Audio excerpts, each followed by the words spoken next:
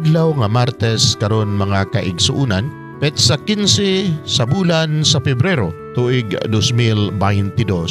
Ang pagbasa kinutlo gikan sa Ebanghelyo sumala ni San Marcos kapitulo 8 bersikulo 14 ngadto sa 21. Ang mga tinun-an nakalibot sa pagdalagdaghang pan.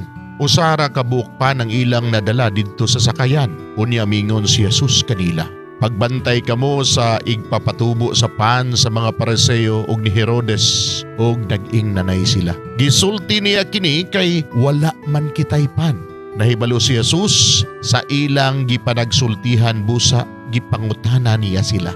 Nganong naglalis man kamo nga wala kamo makadala og pan? Wala ba gihapon kamo makasabot?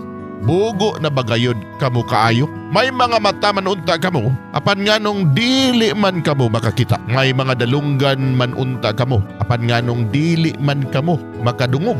Wala ba kamo mahinumdum sa akong pagpikas-pikas sa 5 kapan alang sa 5,000 katao? Pila ba kabukag ang napuno sa mga salin nga inyong nahipos? Napulog duha, mitubag sila. Og sa akong pagpikas-pikas sa 7 kapan alang sa 4,000 katao, pila ba kabukag ang napuno sa mga salin nga inyong nahipos? 7, mitubag sila. Unya, wala pa ba gihapon kamo makasabot? Miingon siya kanila.